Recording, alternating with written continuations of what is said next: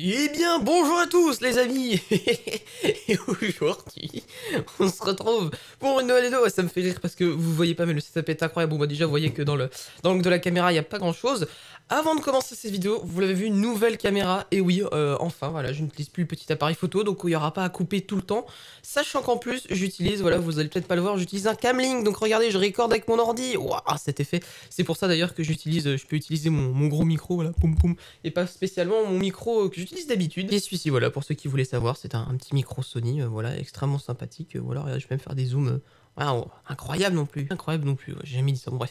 Quoi qu'il en soit, mes amis, dans la vidéo d'aujourd'hui, nous allons tout simplement faire une nouvelle expérience pour moi, c'est-à-dire tout simplement créer un petit serveur. Alors le but ici, c'est de créer un serveur de jeux, voilà, je vais héberger des jeux, plus particulièrement du Minecraft, mais surtout je vais en héberger plusieurs sur une machine. Et d'ailleurs, si vous avez vu récemment ma chaîne principale, eh bien vous devez sûrement savoir que j'ai fait tout simplement une petite technique, voilà, pour pas payer d'hébergeur. J'ai pris un ordinateur portable et je l'ai mis chez quelqu'un qui avait la fibre. Et globalement, et ben voilà, ça donne un super serveur qui fonctionne très bien. Le truc, c'est que j'aimerais faire quelques petits trucs en plus, hein. Déjà, j'aimerais faire autre chose que du vanilla, mais du modé. Et surtout avoir plusieurs serveurs qui tournent en même temps. Et c'est pour ça qu'aujourd'hui, mes amis, j'ai dépensé mon argent de mes cadeaux de Noël dans, et bien justement, tout ce petit attirail. Alors, je suis désolé, j'ai pas encore de boîtier, tout simplement parce que le boîtier prend énormément de temps à arriver. Mais j'ai tout le reste, voilà, qui est juste ici. Donc, vous voyez, j'ai le petit SSD, du coup, qui est encore là-dedans, mais du coup, il va falloir que je j'ouvre ça pour le sortir. Alimentation, et tous les restes des composants ici. Pas besoin de carte graphique vu que c'est un serveur. Et aussi, eh bien, j'attends tout simplement ma licence Windows Server qui devrait arriver incessamment sous peu dans ma boîte mail. Et pour couronner le tour, regardez, j'ai fait une petite clé USB, voilà, de création de Windows 10 Server. Voilà, donc on va s'en servir.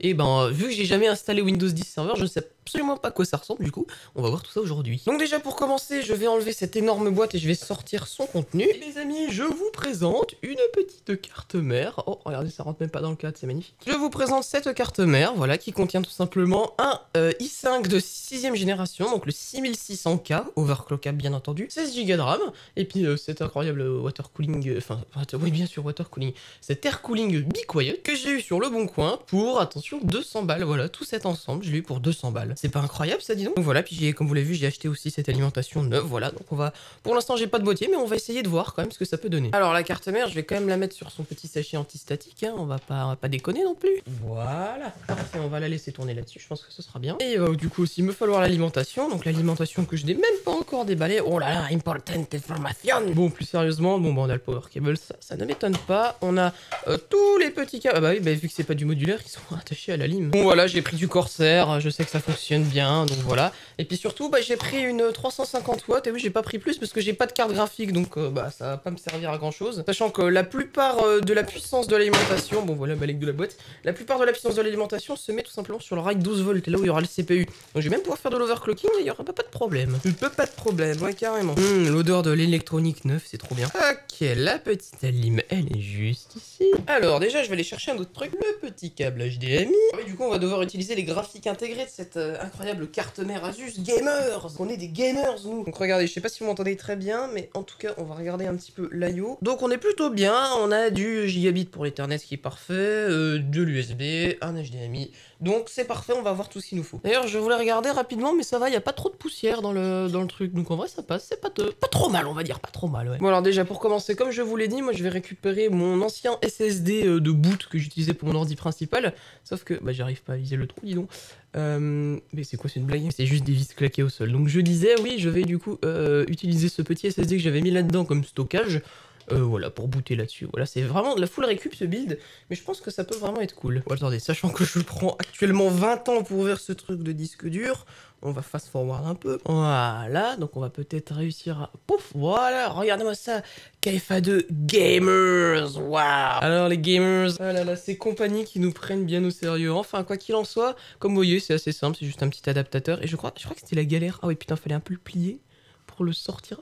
Voilà, c'est juste horrible. Bon bref, voilà. On a notre petit SSD, voilà, c'était un KFA2 que j'avais, bon, on s'en branle. Ça me faisait un petit SSD en 3.0, voilà, c'était sympathique, mais bon, tu me diras, je m'en sers pas beaucoup, donc voilà, c'est pas grave. Donc on a notre SSD, va peut-être aussi me falloir des câbles SATA. Où est-ce que je pourrais avoir des câbles SATA, moi? Regardez ce que je viens de retrouver dans une petite pièce qui n'avait rien à voir avec de l'électronique chez moi. Bon bref, je suis en train de me rendre compte d'un truc, c'est que ce setup avec ce micro-là, c'est vraiment pas pratique. Vous savez quoi les gars, je vais passer là-dessus, parce que ça va être 10 fois plus pratique. Voilà, bon, le son est un petit peu différent, mais au moins je peux bouger un peu n'importe où, c'est pratique. Donc moi ce que je vais repérer c'est simplement le numéro des ports SATA, voilà, savoir quel est le premier port SATA, d'ailleurs je ne sais pas du tout lequel c'est. Là il est marqué 3, 4, 5, 6, ah ok, donc il y a peut-être des SATA autre part dans ce cas. Ce sont les deux premiers ports SATA sur cette carte mère, c'est une très bonne question ça. Ah mais attends, il y a un slot, oui vous le voyez pas, il y a un slot M2, regardez juste, non vous le voyez toujours pas. Et regardez, vous le voyez un peu dépassé là, il y a un slot M2.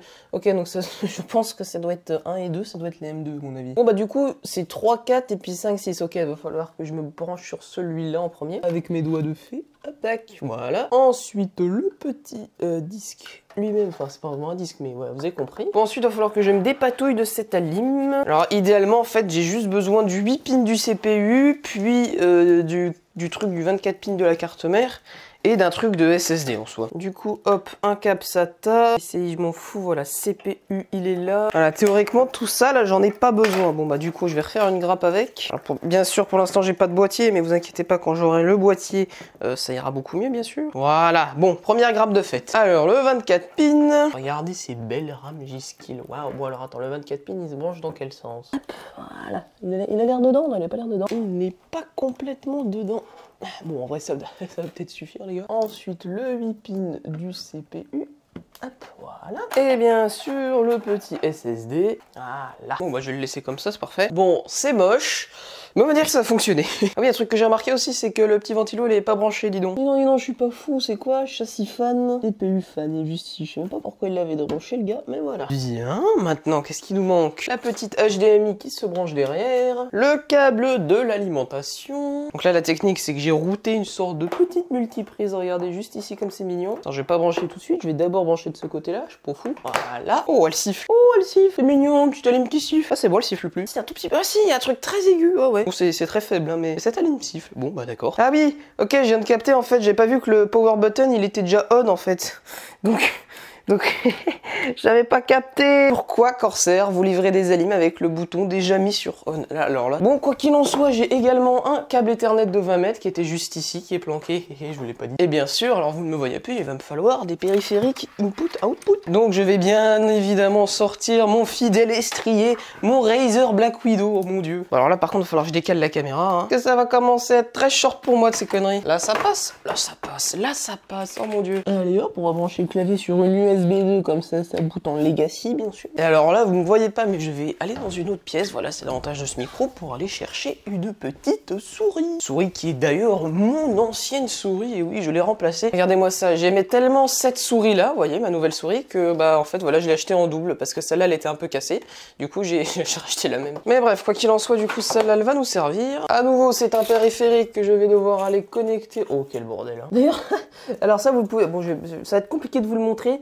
Mais en gros, le port LAN s'allume. Voilà, bon, c'est cool. En tout cas, il y a des activités sur la carte mère. Et bien sûr, ce qu'il nous manque, c'est le truc de boot. Bon, ça, je vais le brancher sur de l'USB 3 quand même. Parce que bah, déjà, il n'y a plus de port USB de dispo. Surtout, j'ai envie que ça soit quand même un minimum rapide. Et bah, alors, vraiment un minimum. Déjà, un truc que je sais aussi, c'est qu'avec cette carte mère et ce processeur, je vais pouvoir overclocker, les gars. Et oui, du coup, est-ce que vous connaissez la technique pour allumer un ordinateur sans power button? Je parie que non. Et bien, c'est le tournevis. Il faut trouver les branches qui sont label power LED, machin, power switch. J'ai pas vraiment assez de câbles pour vous le montrer, du coup je vais tout simplement vous retourner l'image. Regardez comme c'est mal expliqué. Je vois le petit truc power switch, mais je vois pas exactement lequel prendre. En plus forcément, bah, j'ai pas le manuel de la carte mère. Attends, c'est un truc d'occasion qui m'a été filé sans boîte. Power switch, c'est pas ça? Non, ça a pas l'air d'être ça.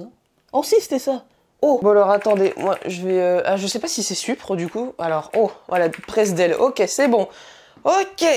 On a un poste, mes amis, voilà. On a un ordinateur qui poste, ça c'est parfait. Alors en plus l'effet waouh, il est sur ce magnifique bandeau de LED, waouh. Bon alors ce qui est bien en plus c'est qu'on va pouvoir éventuellement repasser voilà sur le gros micro s'il faut, voilà si vous voulez bien m'entendre. Ok, donc voici le BIOS, donc nous avons 24 degrés, putain mais c'est trop bien ce ventilo. Là il fait clairement 24 hein, dans mon bureau, c'est voilà, c'est le truc classique. Donc nous avons bien un 6600K à 3,5 GHz pour l'instant qui n'est pas encore overclocké. Et nous avons notre petit disque dur qui est détecté, c'est parfait ça. Donc déjà ce qu'on va faire avant d'overclocker, c'est que je vous propose quand même qu'on essaye d'installer Windows avant toute chose. Menu, SanDisk...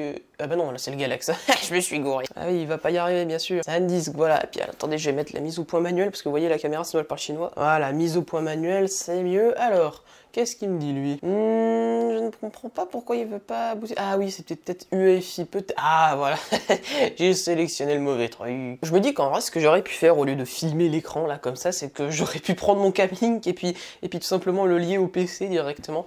Mais bon, vu que ça, en plus, ça impliquait un délai et tout, non, ça aurait pas été très simple, on va dire. Tadam! Regardez, c'est magnifique. Et Windows Server, wow! Alors, regardez, je vais aller changer l'exposition en direct, et comme vous voyez, eh bien, les menus de ma caméra sont visibles. Waouh! Merci, le Camlink. Voilà, comme ça, vous voyez un petit peu mieux.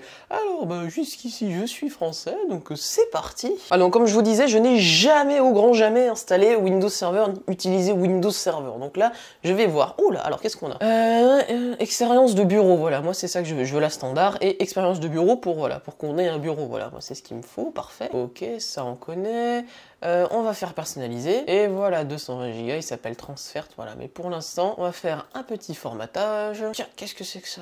Tiens, lecteur 0, bah, dis donc, je suis pas fou, bah, je vais tout enlever, voilà, et là, on va tout simplement le mettre là-dessus. Et là, bah, pour l'instant, ça reste tout à fait classique, hein. C'est une installation de Windows qui se passe tout à fait normalement. D'ailleurs, la copie des fichiers fut extrêmement rapide, je viens de me rendre compte. Oh, oui, là c'est un peu moins rapide. Désolé d'ailleurs hein, pour le pattern que vous avez sur la caméra, là, que l'écran fait, c'est le masque LCD, je sais pas ça. En plus, ça diffère du niveau de zoom, regardez, là il est différent, là il est différent, enfin voilà, c'est toujours ça. D'ailleurs, cet écran paraît très bleu à la caméra, alors que bah, c'est totalement du blanc en fait, ça. Très bizarre. Bon, bah, en attendant, je vais me faire un petit Tetris.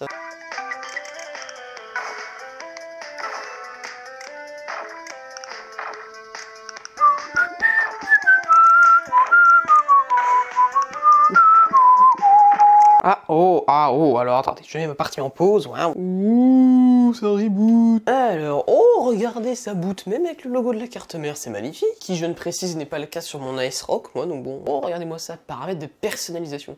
Bon, déjà, c'est du 1080p, hein, donc c'est cool. Alors, compte administrateur, mot de passe. Ce clavier me manque, hein, ce clavier, oh là là. Hop, voilà, le mot de passe ne reste pas les critères de complexité.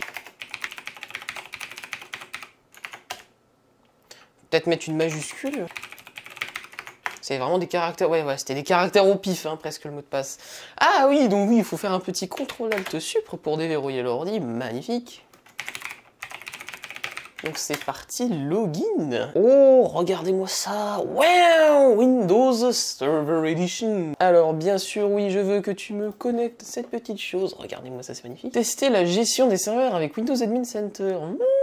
D'accord, ok. Pourquoi pas? Alors oui, ça c'est le truc que j'ai vu moi. C'est que regardez, il y a ce petit truc là qui est tout simplement l'admin center qui permet de configurer bien son serveur. Et voilà à quoi ça ressemble. Vous voyez qu'il n'y a pas, déjà il n'y a pas d'animation pour le menu démarrer, c'est assez incroyable. Et là on a plein de trucs de base. Oh, regardez, il y a même Internet Explorer. Oh non, ça c'est infâme ça. Donc voilà, pour l'instant je suis en évaluation, mais comme je vous ai dit, j'attends ma licence par mail, hein, simplement. Bon, donc on est connecté sur Internet, tout est bon. La question c'est, est-ce que je vais pouvoir explorer mon réseau local? Alors il y a mon imprimante, bon c'est déjà ça. WinMachin, bah c'est ça alors, ça doit être ça, ça doit être WinETR quelque chose. Est-ce que je peux changer le nom du PC? C'est ça la question. Alors est-ce qu'on a un menu paramètres? Bien sûr qu'on a un menu paramètres. Oh, c'est presque le même. Bon déjà, ce qu'on va faire, ça c'est classique. Il va falloir qu'on change 2-3 trucs dans la personnalisation. Donc ça à la limite je m'en fous, mais voilà, les couleurs c'est ça moi qu'il me faut. Et bien entendu en son, sinon c'est dégueulasse. Et barre de titre aussi, sinon c'est pas drôle. Voilà, alors oui du coup par contre sur Windows Server, ah si on a quand même, oh il y a quand même le dark mode pour l'explorateur, ça c'est bien. Alors ça c'est bien. Bien, bon alors déjà ce que je vais faire c'est que je vais éjecter cette clé USB, voilà, j'en ai plus besoin. Bon et puis il va falloir qu'on fasse des petits tests sur ce serveur. Déjà comme vous voyez il y a la connexion bureau à distance et ça m'intéresse beaucoup parce que c'est avec ça que je vais l'utiliser ce serveur. serveur, tout simplement. Outils d'administration, machin. Alors ça, je vais un petit peu explorer, là, voir. Ajouter tout serveur à gérer, nanana. Bon, ça, je me fous un petit peu. Oh lolo. Alors oui,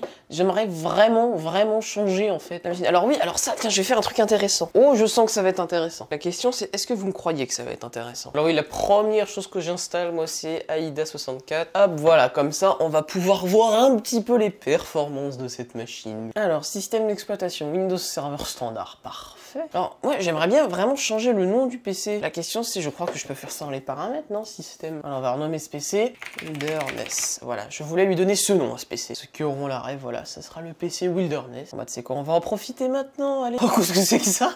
Choisissez le motif qui justifie, selon vous, d'arrêter cet ordinateur. Ouais, ils sont dans le turfu, Windows Server. Ah oui, parce que c'est pas censé être arrêté en serveur. Oh là là là là. Je suis pas impliqué. Oh, c'est incroyable. C'est... J'ai jamais vu ça.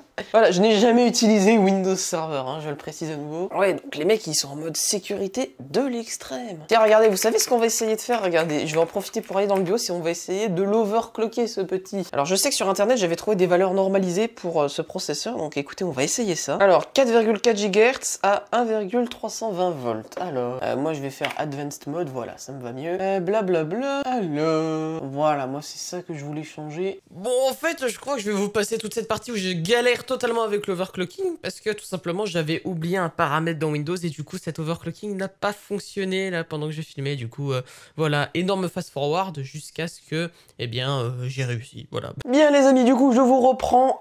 Il est quelques heures plus tard et j'ai réglé absolument tous les problèmes que je devais régler tout simplement. Donc, regardez, déjà, j'ai déplacé le serveur. Alors, c'est très temporaire. Je rappelle que je n'ai pas le boîtier. Je l'ai déplacé juste ici, comme vous voyez, la petite carte mère qui tourne.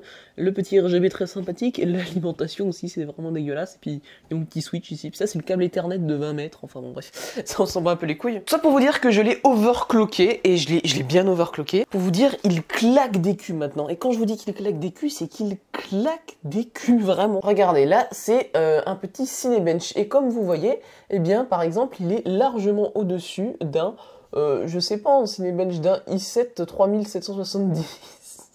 Ce qui est extrêmement violent en fait, il est au-dessus de certains i7 et il est presque touche-touche avec le i7 4770K de base. Et c'est extrêmement violent, regardez, comme je peux faire un petit test, voilà, je clique sur Run, s'il est bench R15 et comme vous voyez, je l'ai overclocké pour l'instant, 1 GHz de plus. De base, il est à 3.5, comme vous pouvez le voir ici. Et là, regardez, je l'ai monté à 4,48 GHz. Et ce qui est drôle, c'est que en même temps que tout ça tourne, tu vois, qu'il est à 100% et tout, je peux démarrer Hardware Monitor, par exemple, comme vous voyez. Et les températures, c'est maximum 66 degrés, quoi. Alors qu'on est dans une pièce, je rappelle, qui est à 25 degrés de base, hein, il fait plutôt chaud ici. C'est un putain de délire ce processeur. Et du coup, ce que j'aimerais faire, c'est que bon, là, j'ai fait du AIDA 64 et tout, j'ai fait Cinebench. Là, il est stable. Là, c'est sûr qu'il est stable. J'aimerais voir jusqu'à combien on peut le pousser, mes amis. Ok, bien, mes amis, on va commencer à arriver au terme de cette vidéo. Du coup, eh bien, comme vous voyez, moi, je suis en tout cas très content de ce petit serveur. Bon, là, vous le voyez pas forcément, vous voyez, il est dans les petites cases, hein, comme je vous l'ai montré. Mais quoi qu'il en soit, je suis quand même très content du coup de ce que ça donne. Hein. J'ai acheté ça 200 balles et au final, bah, du coup, voilà, j'ai fait quelques tests et puis bah, je peux vous le montrer à l'écran. Comme vous le voyez, eh bien le serveur tient du 4,5 GHz constant à 100% et ne dépasse même pas les 60 degrés avec ce ventirad, ce que je trouve juste fou parce que moi là, sur mon PC principal, le i7 7700K, lui il monte à 80 avec un water cooling, donc bon bref, j'arrive pas trop à comprendre le truc, mais je pense que voilà, la dissipation thermique n'est pas la même forcément, hein, c'est pas la même gamme de processeurs. Et puis là, comme vous voyez, enfin je sais pas si vous le voyez très bien, mais je suis tout simplement en remote desktop en fait avec VNC et bon bah vu que le serveur sur mon réseau local, et bien vous voyez c'est extrêmement fluide, hein, c'est du 60 fps constant. Je peux prendre n'importe quoi, je peux aller sur Firefox, voilà, je suis tranquille avec mon ordi et puis et le truc tourne super bien, voilà. Et puis Windows Server, j'en suis très content. Alors j'ai un petit peu galéré, notamment pour l'ouverture des ports sur Minecraft, parce que vous le savez peut-être sûrement, mais Windows Server, enfin non du coup vous savez peut-être pas, mais Windows Server c'est une galère vu qu'il y a plein de firewall en plus que sur Windows Home. Du coup il a fallu que j'aille dans le firewall pour activer eh bien, les fameux ports du serveur Minecraft. Il a fallu aussi, j'ai aussi beaucoup galéré avec le Wake on LAN. J'ai pas totalement terminé parce que bah, le Wake on LAN pour l'instant ne marche que en LAN, logique. Moi j'aimerais faire du Wake on One, donc en gros ce que c'est de pouvoir allumer son PC à distance, par exemple avec son téléphone, mais vraiment quand il est totalement éteint, vous pouvez l'allumer, ça je trouve ça super cool, et je peux le faire avec quand mon téléphone est en Wi-Fi, donc je peux envoyer un truc pour que ça allume l'ordi. Je ne peux pas encore le faire quand je suis en cellulaire, en 4G, donc en dehors de mon réseau local, mais je pense que ça va venir, vous inquiétez pas.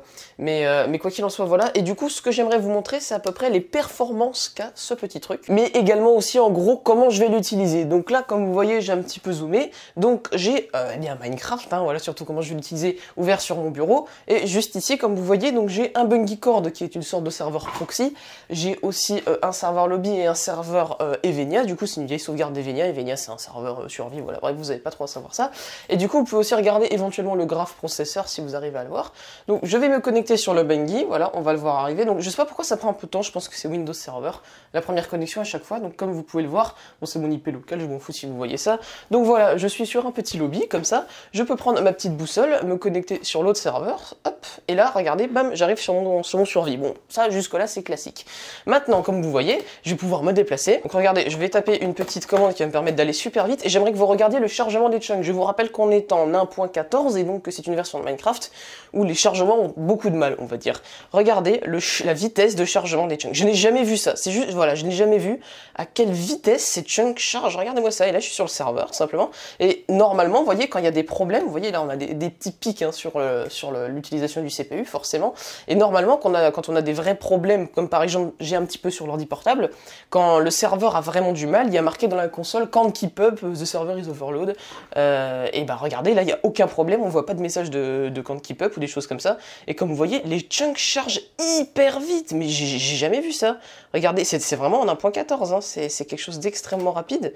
J'ai juste jamais vu ça, voilà. Donc je suis extrêmement content de ce que rend ce serveur par rapport à l'ordi portable aussi, puisque l'ordi portable, bah forcément, il va bien comme serveur survie seulement, mais si je veux faire d'autres choses, ça va être plus compliqué. Là, comme vous voyez, le truc va juste super bien. Donc voilà à peu près mes amis comment je comptais m'en servir de ce serveur, donc voilà, je pense qu'il va faire du coup super bien le job, hein, surtout parce que comme on le sait, Minecraft c'est single threaded, sur tous les serveurs, hein, du coup, bah, c'est bizarre d'ailleurs parce que on voit quand même exactement les mêmes courbes d'utilisation, donc information à vérifier en tout cas. Donc quoi qu'il en soit les amis, ça va être la fin de cette vidéo sur Tech, j'espère qu'elle vous aura plu.